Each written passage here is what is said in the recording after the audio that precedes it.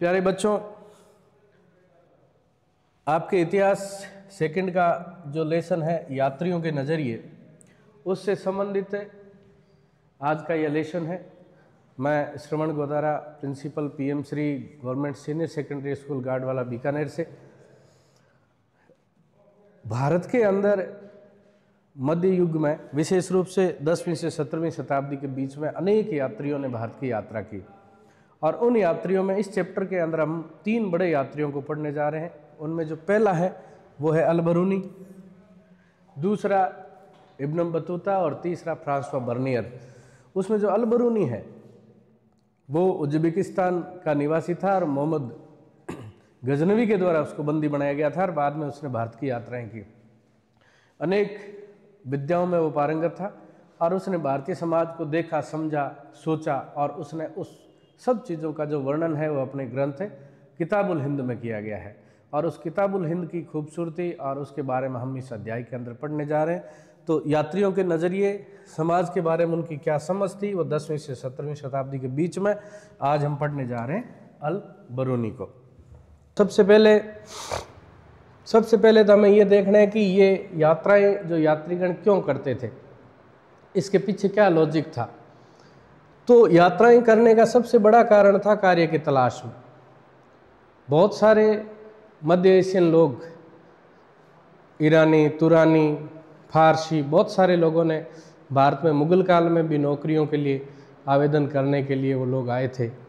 आपने पढ़ा होगा इतिहास में, जहांगीर की जो पत्नी थी नूर जहां, उसके पिता एतमाउद्दौला और उसका भाई आशफ खान, वो भी विदेशी थे, भारत में व्यापार कार्य की खोज में आए थे वो लोग। अब प्राकृतिक आपदा से बचने हेतु व्यापारी लोग हैं, वो लंबी यात्राएं करते थे। तीसरा कारण है सैनिक नौकरी की खोज में। बहुत सारे लोगों को भारत में बहुत बड़ा अवसर सेना में भर्ती होने का मिलता था, तो भारत की ओर यात्राएं यात्रीगण करते थे। पुरोहित और तीर्थ यात्रियों के रूप में भारत में बहुत सारे तीर्थ स्थल रहे। उन तीर्थ स्थलों में जैनियों के हो, चाहे बौद्धों के हो, चाहे हिंदुओं के हो, तमाम प्रकार के तीर्थ स्थल यहाँ थे। तो उन तीर्थ स्थलों की यात्राएं करने के लिए भी लोगों की रुचि थी और लोगों ने वो यात्राएं की। साहस की भावना से प्रेरित होकर भी किया करते थे। हमने पढ़ा है, आप इतिहास में ऐसा लिखा गया है कि पुर्तगाल का एक जो राजकुमार था, हेनरी द नेविगेटर, उसने विदेशी यात्राओं को 15वीं शताब्दी में बड़ा प्रोत्साहित किया था और उस प्रोत्साहन के कारण ही कोलंबस अमेरिका को खोज पाया, वास्को डी गामा भारत आया और कहीं न कहीं किसी न किसी साहस की भावना से प्रेरित होकर ही फर्डिनेंड मैगलन जैसे लोगों ने दुनिया का चक्कर लगा के उन्होंने ये बताया था कि दुनिया गोल है, चपटी नहीं है। तो साहस की भावना। फिर है शासक वर्ग के प्रतिनिधि के रूप में भी, जैसा अभी अपन ने पढ़ा, डायमेकस डायनोसियस जो बिंदुसार के दरबार में आए थे। बहुत सारे लोग राजाओं के प्रतिनिधि के रूप में भारत के राज दरबारों में उन्होंने अपनी उपस्थिति दी। तो कुछ इस प्रकार का जत्था रहा होगा उनका, उन लोगों का, कि वो किस प्रकार से लंबी, आज की ट्रेन के सफ़र, हवाई जहाज़ के सफ़र तो थे नहीं, ऊँटों पर, घोड़ों पर, गधों पर, खच्चरों पर या पैदल यात्राएं, बहुत ही कष्टदायक यात्राएं करके ये लोग करते थे। इसके पीछे कारण ये थे, पाठ्यपुस्तक के फ्रंट पेज पे आया हुआ है, देखिए। कार्य की तलाश, प्राकृतिक आपदाओं से बचने हेतु व्यापारी लोग करते थे। सैनिक नौकरी की खोज के अंदर बहुत सारे लोग यात्राएं करते थे। पुरोहित और तीर्थ यात्रियों के रूप में यात्राएं करते थे। साहस की भावना कहीं न कहीं प्रेरणा प्रदान करती थी। शासक वर्ग के प्रतिनिधि के रूप में भी लोगों ने यात्राएं की। तो यात्राएं करने के ये कारण, बेसिक कारण थे। अब इसको देखिए, यात्रियों के सामने चुनौतियां।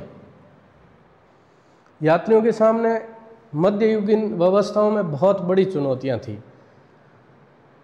चुनौतियां बहुत सारी थी। उनमें मुख्य रूप से क्या पढ़ेंगे कि लंबी दूरी की जोखिमपूर्ण और कष्टदायक यात्रा थी। आप पुर्तगाल से आ रहे हो, चाहे आप मध्य एशिया से आ रहे हो, तमाम प्रकार के जोखिम आपके सामने रहती थी। अपन ने पढ़ा है कि जब हर्षवर्धन के काल में वैनसांग जो चीनी यात्री था, वो भारत आ रहा था, जब भारत आया तो कहते हैं कि चिनाब नदी के पास सियालकोट का जो क्षेत्र था वहाँ उसको स्थानीय कबीलों ने पकड़ लिया, क्योंकि उन्होंने इस प्रकार का पहला आदमी देखा होगा। पकड़ने के बाद उन लोगों ने, जो उनकी स्थानीय देवी थी ऐसा माना जाता है, उसको बलि देने के लिए वो तैयार हो गए थे। और वो तो कोई प्राकृतिक व्यवस्था ऐसी हो गई, कोई आंधी तूफान से वो बच गया, अदरवाइज़ तो उसको निपटा देते वो लोग, और सीयूकी की जो रचना है अधूरी रह जाती। तो प्राकृतिक आपदाएं जोखिमपूर्ण और कष्टदायक यात्रा है उन लोगों की रहती थी, क्योंकि बहुत लंबी दूरी तय करके उनको जाना पड़ता था, जिसके अंदर समस्याएं आती थी। तो लंबी दूरी जोखिमपूर्ण और कष्टदायक यात्रा थी। दूसरा, नई दुनिया से सामना, भूदृश्य और भौतिक परिवेश। नई दुनिया में आप जाओगे, अपने स्थान से दूसरी जगह विस्थापित होंगे, तो वहाँ की भूदृश्य भी अलग होंगे, वहाँ का वातावरण अलग होगा। भौतिक रूप से आप पहाड़ी क्षेत्र से रहे होंगे, वो मैदानी क्षेत्र होगा, वहाँ के तापांतर में बड़ा अंतर होगा, उसमें अपने आप को किस प्रकार से आपको एडजस्ट करना पड़ेगा, वो समस्याएं भी यात्रियों के सामने थी। तीसरी थी नई प्रथाएं। जहाँ जाओगे आप, प्रथाएं नई दिखेगी। भाषाओं की सबसे बड़ी समस्या थी, आप जो बोल रहे हो वो वहाँ थोड़ी बोली जाएगी, उस लैंग्वेज के साथ आपको कैसे एडजस्ट करना पड़ेगा। वहाँ के लोगों की आस्थाएं, वहाँ लोग किस मत को मानते हैं, किस धर्म को मानते हैं, वो बिल्कुल अलग होगा, अपोजिट होगा। और व्यवहार की भिन्नता, आप जिस आचार विचार के हो सकता है आपसे उलट वहाँ मिले। ये चैलेंज थे यात्रियों के सामने। कौन कौन से? प्रथाओं का, भाषाओं का, आस्थाओं का, व्यवहार का, ये सारी चीज़ें भी थी। अगला जो कारण है सामाजिक जीवन की भिन्नता। जिस सोशल बैकग्राउंड से आप आते हो वो वहाँ नहीं मिलेगा आपको। सामाजिक जीवन पूर्ण रूप से भिन्न मिलेगा। जैसे अपन ने देखा कि फर्डिनेंड मैगलन जो था, और उसने जब दुनिया भर का चक्कर लगाने का कार्य किया तो वो अंतिम पड़ाव तक उसके साथी पहुँचे, वो नहीं पहुँच पाया। बहुत सारे जंगली कबीलों से जो लोग गए उनका सामना हुआ, हर आदमी उनको एक्सेप्ट नहीं करता, नए आदमियों को। ठीक वैसे ही जो यात्रीगण थे, जब वो आते तो उनका सामाजिक जीवन और रहन सहन का जो तरीका था वो अलग था, तो उस अलग तरीके में उनको एडजस्ट करना पड़ता था। कुछ यात्री परिस्थितियों में ढल जाते थे, उनमें से बहुत सारे लोग आए जो ढल गए, और कुछ यात्रियों ने असामान्य बातें लिख दी, जिन्होंने देखा, जैसा अपन पढ़ेंगे अगले चैप्टर में, इब्न बतूता ने जब पान देखा तो उसने पान देखा हुआ नहीं था, उसने नारियल देखा तो आदमी की खोपड़ी की तरह था। ये असामान्य बातें उन्होंने अपने ग्रंथों में लिख दी गई। उसी प्रकार से इन यात्रियों का जो विवरण है वो इतिहास के पुनर्निर्माण में बड़ा सहायक रहता है।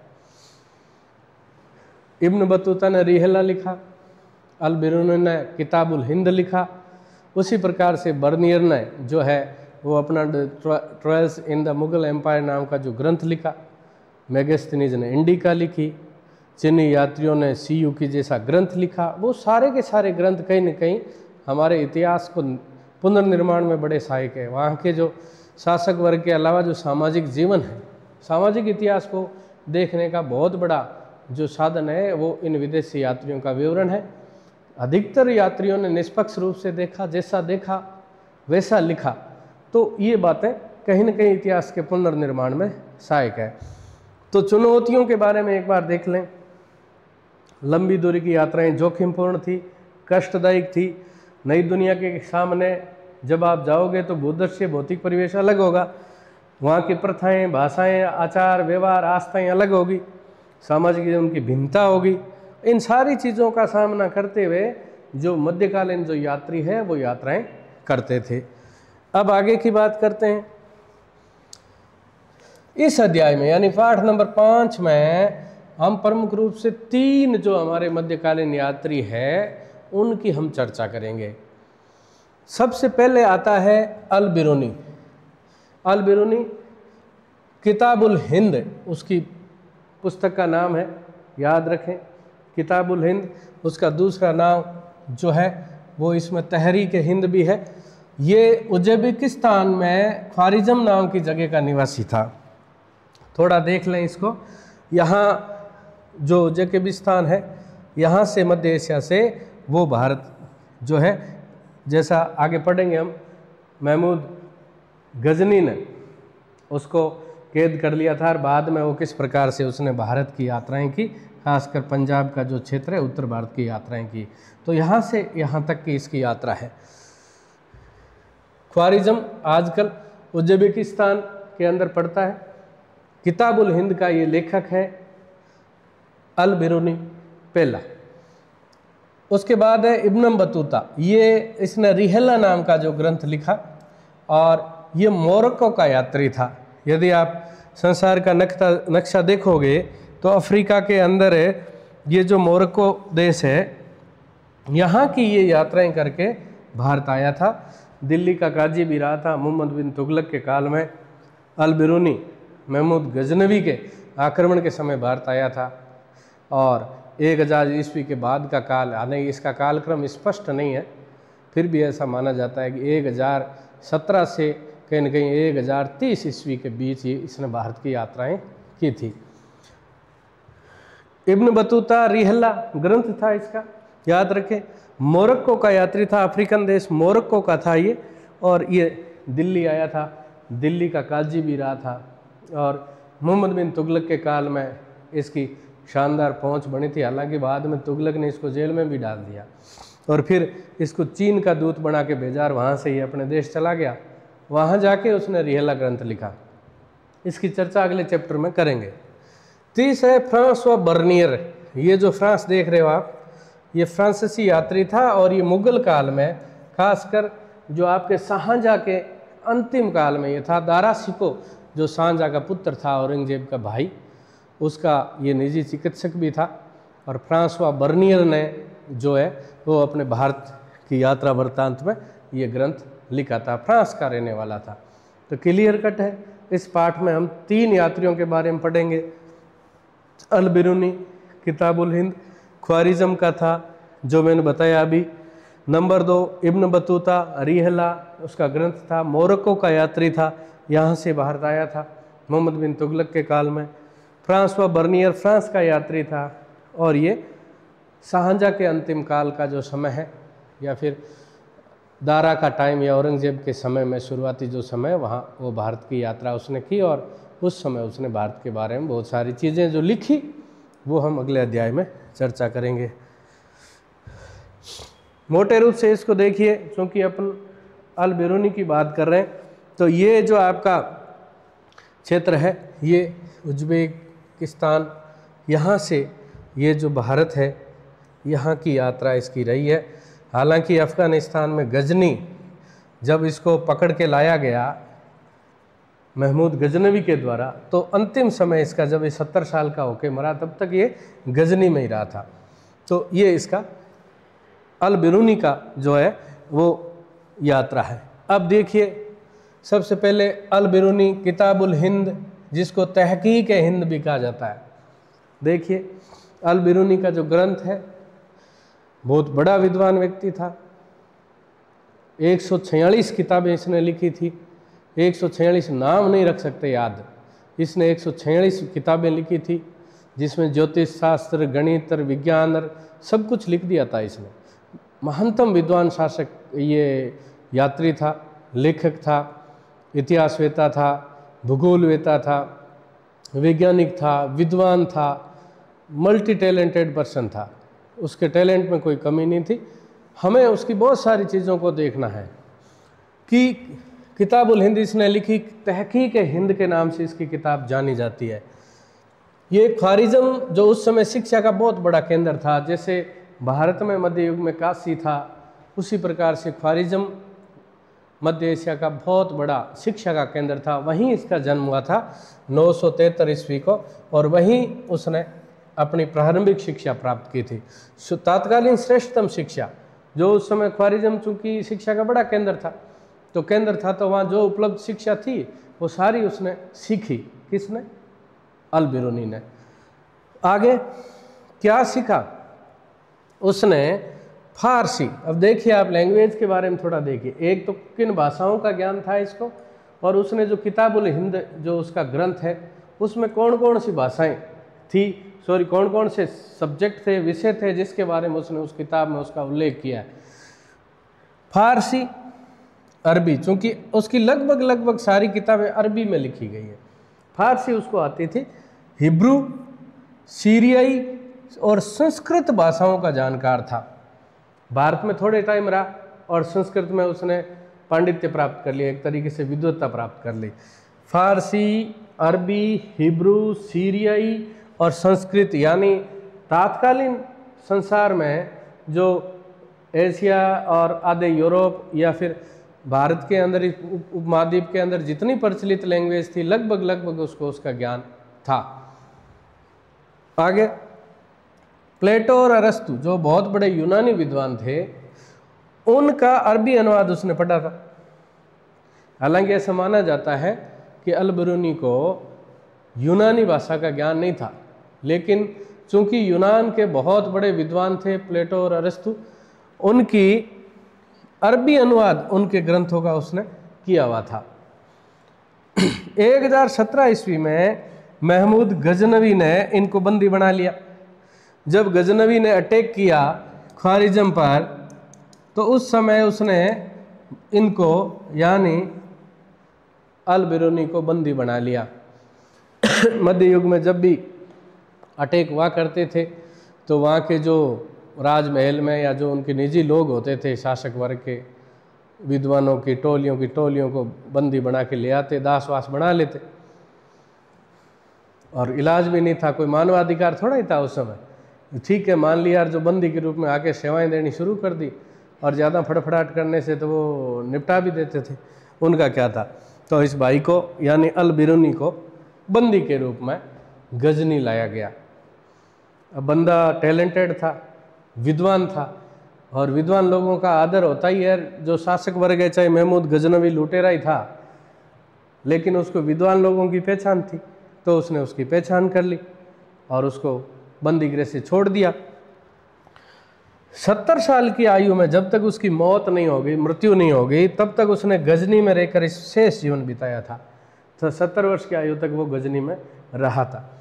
तो ये अल बिरूनी की सामान्य चीज़ें देखो। तहकीक हिंद उसकी किताब का दूसरा नाम है। ख्वारिज़म जो शिक्षा का बहुत बड़ा केंद्र था, 973 ईस्वी को ख्वारिज़म जो उज्बेकिस्तान में था, वहीं उसकी शिक्षा दीक्षा हुई। उसके बाद में उसने शिक्षाओं में फारसी, अरबी, हिब्रू, सीरियाई, संस्कृत भाषाओं का पंडित था। प्लेटो और अरस्तु जैसे जो लोग थे यूनानी दार्शनिक, उनका साहित्य उसने अरबी अनुवाद में पढ़ा हुआ था। जब 1017 को जब गजनवी ने उनको ख्वारिज़म पर अटैक किया, उसमें बंदी बना लिया और बाद में उसको छोड़ भी दिया। अंतिम समय तक वो वहीं रहा और अपना साहित्य है वो रचता रहा। गजनी में रहते हुए अल बिरूनी की भारत के प्रति रुचि जागृत हुई। अब भारत के प्रति रुचि जागृत का कारण है कि भारत पर पहला मुस्लिम जो आक्रमण है वो 711-12 के अंदर माना जाता है कि मोहम्मद बिन कासिम का हुआ था। सिंध और उसका ये क्षेत्र उसने जीता था। और इसके बाद भारत का अरबी लोगों के साथ संपर्क हुआ और कहीं न कहीं पंजाब और सिंध का जो एरिया है वो इनके टच में आया, और इसके कारण अल बिरूनी की भारत के प्रति रुचि जागृत हुई। भारत के खगोल विज्ञान, गणित और चिकित्सा विज्ञान के बहुत सारे ग्रंथ हैं, उनका अरबी अनुवाद 8वीं शताब्दी में शुरू हो गया था। भारतीय खगोल विज्ञान, गणित और चिकित्सा विज्ञान आपने पढ़ा होगा गुप्त काल के अंदर कि भारत जो है गुप्त काल हमारा स्वर्ण युग है, गोल्डन टाइम माना जाता है। उस समय आपने पढ़ा, अच्छी तरह से देखा। वरामियर, आर्यभट्ट, वाघभट्ट, नागार्जुन जैसे विद्वान हुए, उन्होंने अनेक प्रकार के ग्रंथ हैं वो लिखे, और उन ग्रंथों का कहीं न कहीं 8वीं शताब्दी में अरबी अनुवाद हुआ, और उस अरबी अनुवाद से अल बिरूनी परिचित था कि भारत विद्वानों का देश है और वहाँ पर बहुत सारा इस क्षेत्र के अंदर साहित्य लिखा जा रहा है, रिसर्च किए जा रहे होंगे। उस समय चरक के बारे में पढ़ा होगा आपने, धन्वंतरी के बारे में पढ़ा होगा। अल बिरूनी ने भारत में ब्राह्मण पुरोहितों और विद्वानों के साथ कई साल बिताए और संस्कृत धर्म दर्शन का ज्ञान प्राप्त किया। अल बिरूनी जो विद्वान था, और जब वो मोहम्मद, अब उसको कोई ऐसा तो है नहीं भाई उसको कोई प्लेन पकड़ के आना था। गजनवी ने भारत पर, आप सबको पता है कि 1027 ईस्वी तक अटैक किए, बार बार अटैक किए, जितने हो सके 17 बार अटैक किए, और उसकी सेनाएं और उसका काफिला भारत में आता रहता। उसने बहुत सारे मंदिर लूटे, बहुत सारी मूर्तियों को खंडित किया, भारत में बहुत सारा धन लूट के गया, सोमनाथ का मंदिर लौटा। तो जब उसका काफिला आता था तो अल-बरूनी साहब वहाँ पधार गए भारत, और जब भारत आए तो भारत के जो ब्राह्मण और पुरोहित थे, जो उस समय विद्वता के कर्ता धर्ता यही लोग थे, ये AI जनरेटेड पिक्चर है, वास्तविकता से थोड़ा लेना देना नहीं है। ब्राह्मण पुरोहित और विद्वानों के साथ वो बैठा और बहुत सारा समय बिताया। उसने समय बिताकर ही उसने संस्कृत सीखी होगी, भारत का जो अपार जो साहित्यिक ज्ञान है वो उसने प्राप्त किया होगा, और उसी के आधार पर उसने किताबुल हिंद के अंदर उन सारी चीज़ों का उल्लेख किया था। तो भारत के ब्राह्मण विद्वान पुरोहितों के पास वो बैठा। पंजाब उत्तर भारत की शायद कुछ यात्राएं की, हालांकि उसका कालक्रम स्पष्ट नहीं है, कब आया इसका फिक्स कालक्रम नहीं है, लेकिन ऐसा माना जाता है कि उत्तर भारत और पंजाब की यात्राएं उसने की थी। यात्रा वृत्तांत जो कि अरबी साहित्य का एक अभिन्न अंग माना जाता है, यात्रा वृत्तांत अरबी लोग लिखते थे। हालांकि भारत के अंदर इसका ज्ञान 1500 ईस्वी से पहले बहुत कम लोग अल-बरूनी के बारे में जानते थे कि अल-बरूनी भारत आया था और उसने भारतीय जो ज्ञान के बारे में अपने ग्रंथ किताबुल हिंद के बारे में लिखा है, भारत की सामाजिक व्यवस्था के बारे में, भारत की जाति व्यवस्था के बारे में, भारतीय लोगों के विचारों को। उसने बड़े गणितज्ञ था, विद्वान था, वैज्ञानिक था, आंख बंद के उसने कुछ नहीं लिखा, उसने बड़ा ही सारगर्भित लिखा है और तर्क की कसौटी पर कस के उन चीज़ों को उसने अपने किताबों में जगह दी है। अंधे की तरह नहीं लिखा है उन सारी चीज़ों को, विद्वान व्यक्ति था। तो गजनी रहते हुए उसकी रुचि जागृत हुई, फिर वो खगोल विज्ञान गणित विज्ञान की पुस्तकें जो 8वीं शताब्दी में अरबी में अनुवादित हुई थी उनको पढ़ा। फिर वो अल-बरूनी भारत आया, उसने भारत के ब्राह्मण पुरोहितों के पास बहुत लंबा समय बिताया, उत्तर भारत की यात्राएं की, पंजाब की विशेष रूप से, हालांकि उसका कालक्रम स्पष्ट नहीं है। उसके यात्रा वृत्तांत या अरबी में जो यात्रा वृत्तांत है वो लिखे जाते थे, वहाँ कोई नया मामला नहीं था। भारत के लोगों को ज्ञान 15वीं शताब्दी बाद हुआ कि ऐसा विद्वान जो पुरुष है, जो मुस्लिम स्कॉलर था, वो भारत आया और उसने भारत के बारे में बहुत कुछ ये लिख गया। आगे है अल-बरूनी के बारे में विशेष जानकारियाँ। देखो ये किताब में नहीं लिखा हुआ है, ये जो आपकी बुक है उसके अंदर ये चीज़ें शामिल नहीं है, लेकिन इसकी जानकारी आपको होनी ज़रूरी है। क्या है, ये चीज़ें नहीं डाली हुई है। आप अल-बरूनी कितना महान विद्वान था, और मध्य युग के अंदर ऐसी चीज़ें नामुमकिन थी। चारों ओर युद्ध का वातावरण, आक्रमण, लूट-पाट, लूट खसोट, ये सारी चीज़ें हो रही थी। उस काल के अंदर एक ख्वारिज़्म के अंदर एक सामान्य परिवार का बच्चा जन्म लेता है, अनेक भाषाओं की विद्वत्ता प्राप्त करता है और ऐसी खोजी प्रवृत्ति का आदमी है, उस समय की तमाम विद्याओं का जानकार है, तो उसके बारे में हमें जानकारी बहुत अच्छी तरह से होनी चाहिए। तो क्या विशेष है जो बुक में नहीं है लेकिन आपको आना चाहिए। देखिए, अबू रेहान मोहम्मद इब्न अहमद अल-बरूनी, ये उसका पूरा नाम था। काफ़ी लंबा नाम है भाई, गाय के लेख की तरह है। अबू रेहान मोहम्मद इब्न अहमद अल-बरूनी, ये इसका पूरा नाम है। नंबर 2, देखिए हार्दिक पांड्या की तरह विद्वान भी है, वैज्ञानिक भी है, भूगोलवेता भी है, इतिहासकार भी है और गणितज्ञ भी है। सब कुछ आ रहा है, फिर तो बच तो कुछ रहा ही नहीं, सब ही आ रहा है बंदे को, कुछ नहीं बच रहा है। इतिहासकार, वैज्ञानिक, भूगोलवेता, इतिहासकार, विद्वान, वैज्ञानिक, सब कुछ आ गया। भारत का पहला विदेशी इतिहासकार था। हालांकि कल्हण की राजतरंगिणी एक ऐतिहासिक ग्रंथ माना जाता है, भारत में लिखा गया था, लेकिन किताबुल हिंद एक विदेशी यात्री अल-बरूनी के द्वारा लिखी गई थी, इसलिए उसको भारत का पहला विदेशी इतिहासकार कहा जाता है। मध्य युग का सबसे बड़ा वैज्ञानिक दिमाग इसको कहा जाता है, कहने की जरूरत नहीं है। मध्य युग में इस प्रकार का पांडित्य कोई आसान काम थोड़ा ही था, जो सब कुछ जानता है वो अल-बरूनी था। अल-बरूनी ने लिखा है कि ये बहुत इंपॉर्टेंट चीज़ लिखी है। देखो, भारतीय विद्या विशाल है और उसे समझने के लिए श्रद्धा चाहिए, ना कि पूर्वाग्रह। विद्या का भंडार है, ज्ञान का भंडार है भारत। यदि इसको समझना है तो आपको भारत के प्रति श्रद्धा चाहिए, भारत के साहित्य के प्रति श्रद्धा भाव चाहिए। पूर्वाग्रह के साथ आप इसकी विद्या का अर्जन नहीं कर सकते। 146 किताबें उसने अपने जीवन काल में लिखी थी। 146, 146, 146 किताबें लिखी है। 70 साल का जो उसका जीवन काल था उसके अंदर। अब जो खास बात है, ताशकंद में Abu Rehan al Biruni institute of oriental studies, इसको देखना है। Abu Rehan al Biruni institute of oriental studies नाम की एक संस्था है ताशकंद उज्बेकिस्तान में, और इसको यूनेस्को ने मेमोरी ऑफ द वर्ल्ड की सूची में शामिल किया है। अभी ताशकंद में Abu Rehan al Biruni institute of oriental studies नाम की संस्थान, जिसको यूनेस्को ने मेमोरी ऑफ द वर्ल्ड की सूची में, ये है वो संस्था। देखिए, जो अल बरूनी के नाम से, और इसमें इसको मेमोरी ऑफ द वर्ल्ड कहा जाता है। देखिए, यहाँ 27,000 पांडुलिपियाँ हैं, 39,000 मुद्रित पुस्तकें और 10,000 के समथिंग ऐतिहासिक दस्तावेज इसके अंदर संरक्षित है। 27,000 पांडुलिपियाँ, 39,000 मुद्रित पुस्तकें, 10,000 के आसपास ऐतिहासिक दस्तावेज, या उनका भंडार है ये Abu Rehan al Biruni institute of oriental studies. और ये जो शायद खीमा का जो एक म्यूजियम है, जिसके अंदर ये अल बरूनी की जो है वो मूर्ति स्थापित है, और ये अल बरूनी पर एक तरीके का डाक टिकट है, जो भी अल बरूनी साहब तो महान विद्वान व्यक्ति था। ये कुछ चीज़ें हैं वो देखने वाली है। अब अपन बात करते हैं उसकी किताब की। ये तो उसकी बात थी, अब किताबुल हिंद की बात करते हैं कि किताबुल हिंद क्या है। ये एक अनुवादित किताबुल हिंद का पेज है, जो मैंने कहीं से नेट से लिया है, अनुवादित है, ये मूल किताब नहीं है। किताबुल हिंद की क्या खासियत है? सबसे खास बात, अरबी में लिखी गई है, सरल और स्पष्ट भाषा में है, उलझाया हुआ मामला नहीं, बहुत इजी रूप में सरल और स्पष्ट भाषा में लिखी गई है।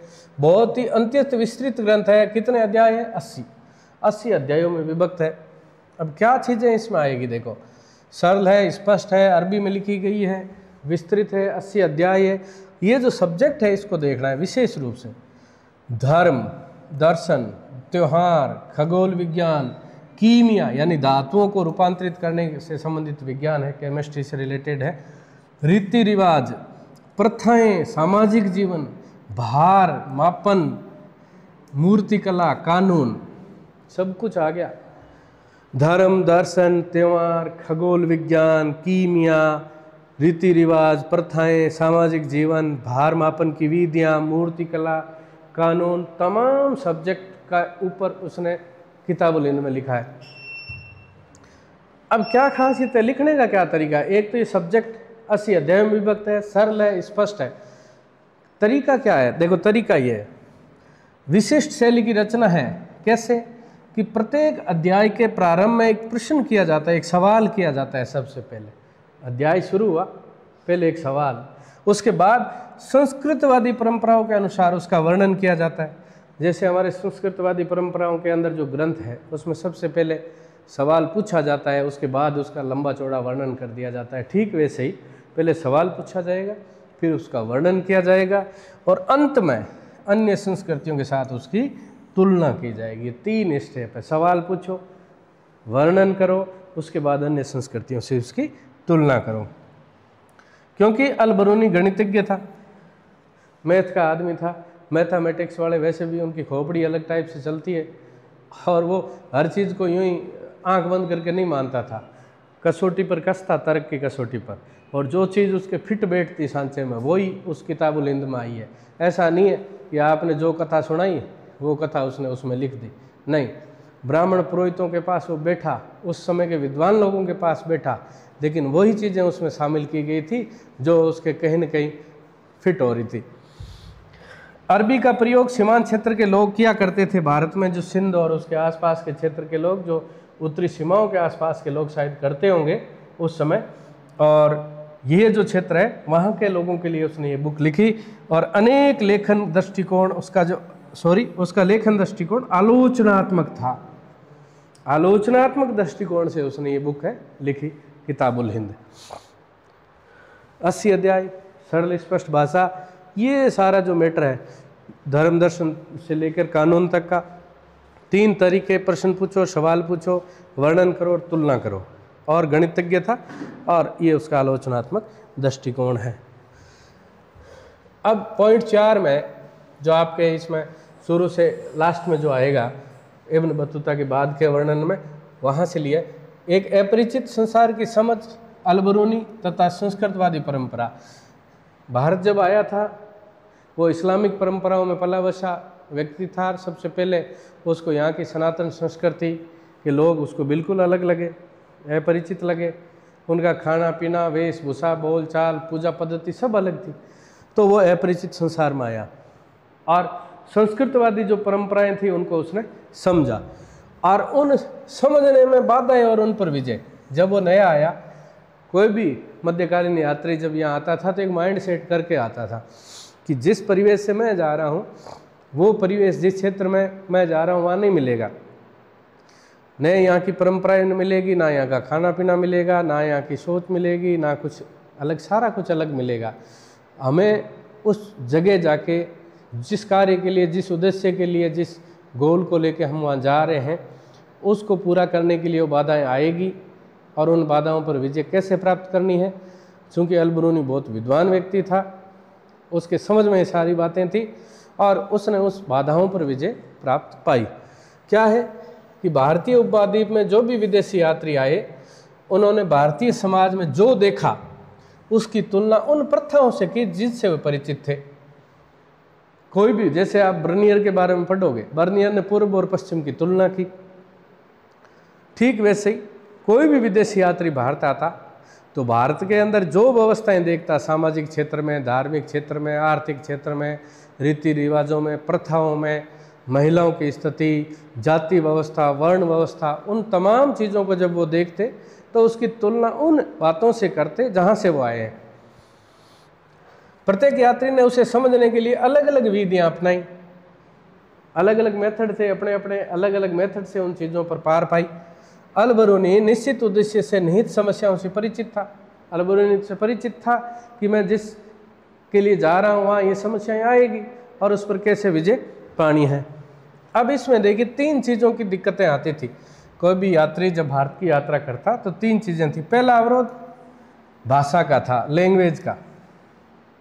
लैंग्वेज का अल-बरूनी ने इसलिए कहा है कि भाषा के अवरोधों की चर्चा की है कि संस्कृत, अरबी और फारसी, तीनों, संस्कृत, अरबी और फारसी, इन लैंग्वेज में इतनी भिन्नता है कि इसके विचारों और सिद्धांतों को याद रखें। अरबी, फारसी और संस्कृत के विचारों और सिद्धांतों को एक भाषा से दूसरी भाषा में, यानी एक लैंग्वेज से दूसरी लैंग्वेज में अनुवादित करना आसान काम नहीं है। अरबी को फारसी में या फारसी को संस्कृत में, संस्कृत को फारसी या अरबी के अंदर अनुवादित करना आसान काम नहीं है, क्योंकि विचार और सिद्धांतों को एक लैंग्वेज से दूसरे लैंग्वेज में ट्रांसफ़र करना बहुत मुश्किल काम था। इसका उल्लेख है अल-बरूनी ने किया है। नंबर 2, अवरोध धार्मिक अवस्था और प्रथाओं की भिन्नता का था। सबसे बड़ा अवरोध था ये भाई। जो अल-बरूनी जिस परिवेश से आया, इस्लामिक व्यवस्थाओं में पला बसा था, मुसलमान था, भारत आया। उस समय जब वो भारत आया उस समय मोहम्मद बिन कासिम ने जो अटैक किया सिंध के आसपास का क्षेत्र, उसमें थोड़ा सा वहाँ से निकल गया वो।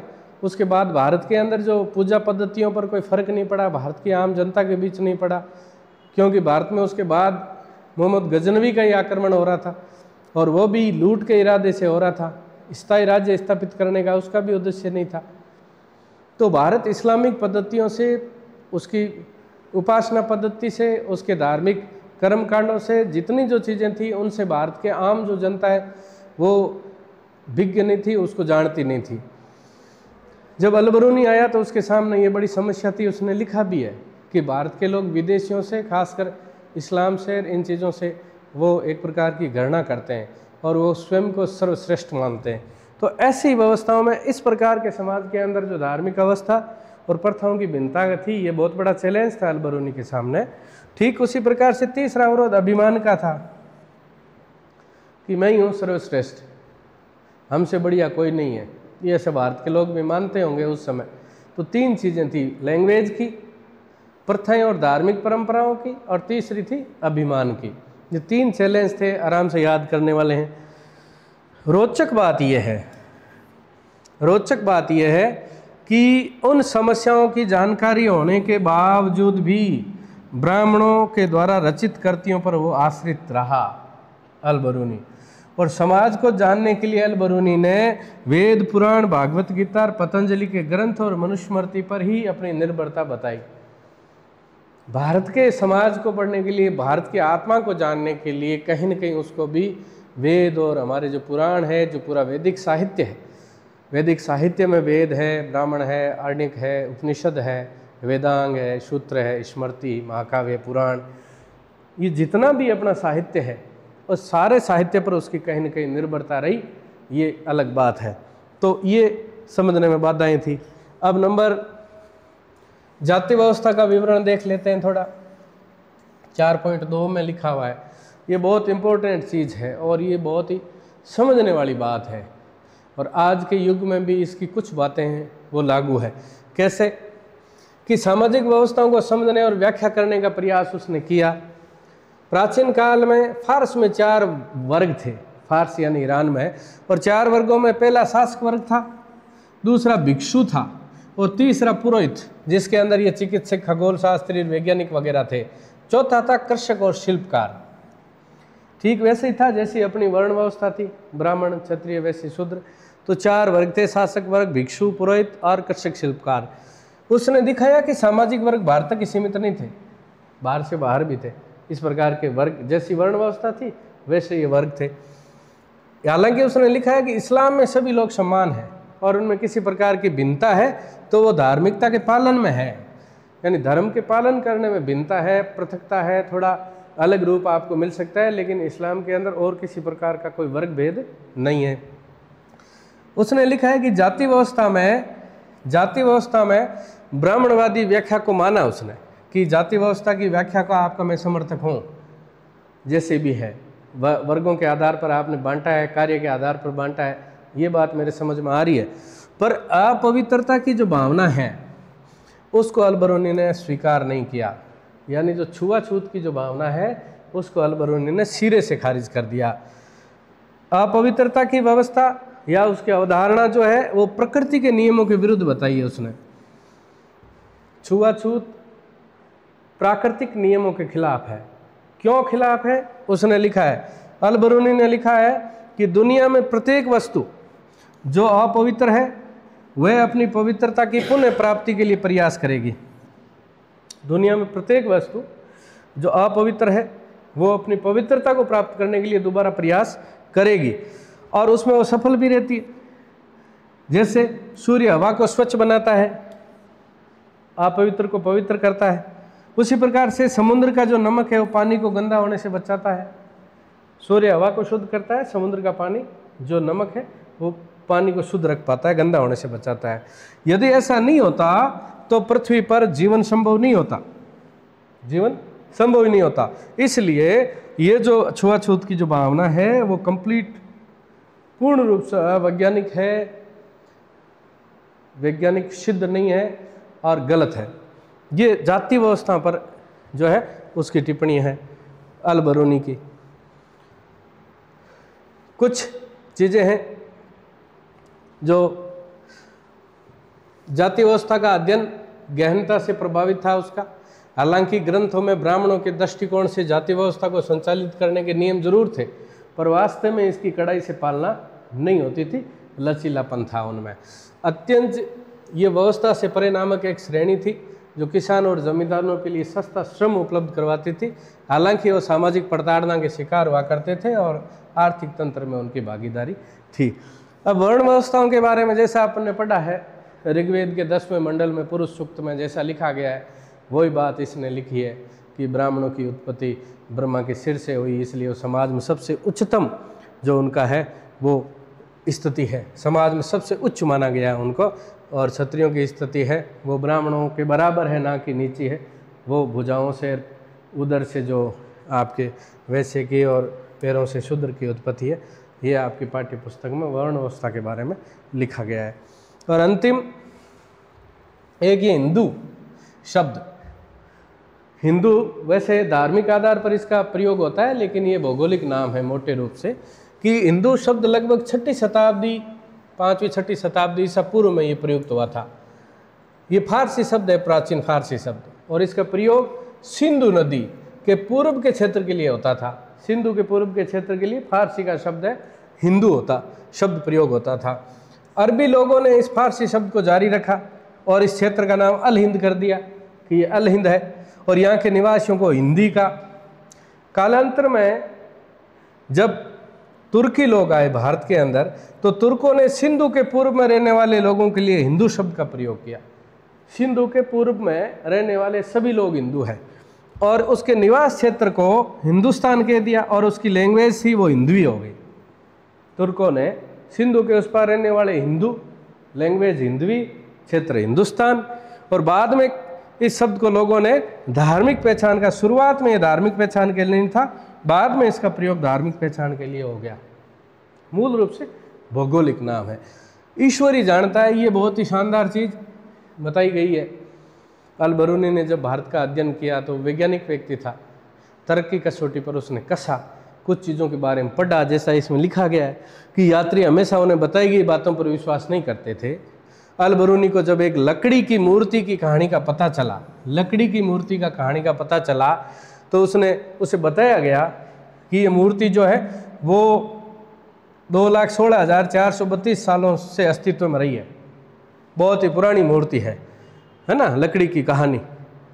तब उसने ऐसा लिखा, उसने लिखा कि लकड़ी के लंबे समय तक अस्तित्व में कैसे रहेगी, जब उसका रूप है या उसका स्थान जो है वो हवा और मिट्टी से ऐसी जगह पर है जहाँ बहुत आर्द्रता रहती है, नमी बहुत रहती है हवा और मिट्टी में, फिर ये लकड़ी इतने सालों तक जीवित कैसे रहेगी। उसका आंसर था ईश्वर ही जानता है, भगवान ही जाने, हमें इसका ज्ञान नहीं है। तो ये अल बरूनी से संबंधित है, और नेक्स्ट में अपन इब्न बतूता और फ्रांसवा बर्नियर के बारे में पढ़ेंगे। धन्यवाद।